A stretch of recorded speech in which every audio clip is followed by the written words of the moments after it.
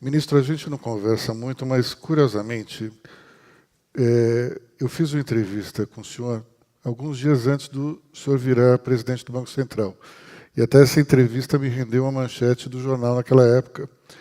E depois a gente fez um seminário junto com o Armínio Fraga e o Gustavo Franco. Meses depois, o senhor virou ministro da Fazenda.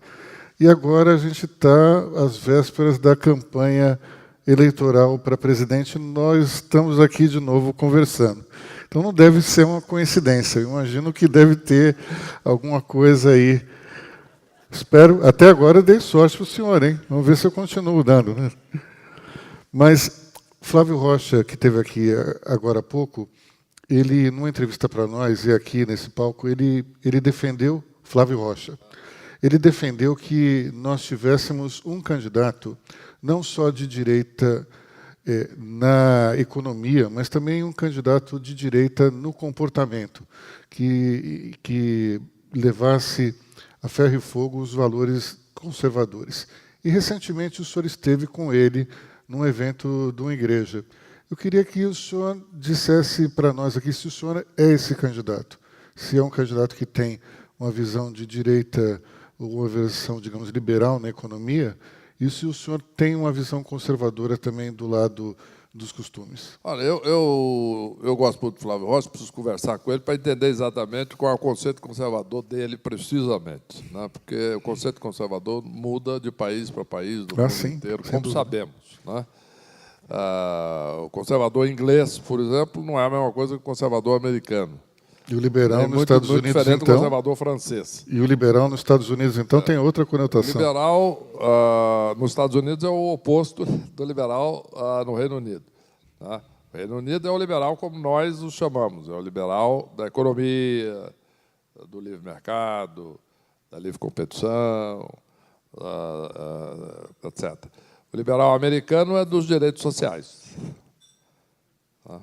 Então... a ala esquerda do Partido Democrata americano é liberal. São os liberais, né?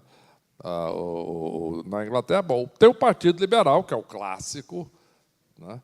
Então, você vê exatamente na Inglaterra o que nós estamos dizendo. O liberalismo clássico, um exemplo, tem dois exemplos, o Reagan, e uma mais articulada, etc., que foi a Margaret Thatcher, liberal. Só que ela não era do Partido Liberal inglês, ela era do Partido Conservador. Tá certo? Só que conservador em outros países significa outra coisa, completamente diferente, né? Então, você tem conservadores desde no sentido de seguir a lei, desde no sentido de ética, etc., né? Que é o que, por exemplo, eu estava falando nesse evento que você se referiu, em que o próprio Flávio Rocha também estava presente, porque eu falei a questão do conservadorismo no sentido da ética, do trabalho, e etc., do respeito à lei, etc. Mas existe também conservadorismo, por exemplo, do meio oeste americano, que é retrógrado. Tá certo? E que não é nada, que não é exatamente isso, é outra coisa. Né? Eu acho que o Flávio... Então, você pode dizer, conservador é todo mundo que reage a uma mudança. Né? Então, sim, isso pode ter vários sentidos. Positivos, dependendo do segundo, e negativos, dependendo de outro. Dependendo do país, dependendo do momento, dependendo das circunstâncias. Eu defendo, sim, um mercado funcionando livremente, preços definidos pelo mercado, a livre competição, não é? Um sistema transparente, o governo diminuindo o seu nível de intervencionismo na economia, tudo isso, e valores éticos do trabalho, etc., como nós estávamos conversando, falando lá nesse evento grande evangélico lá em Brasília.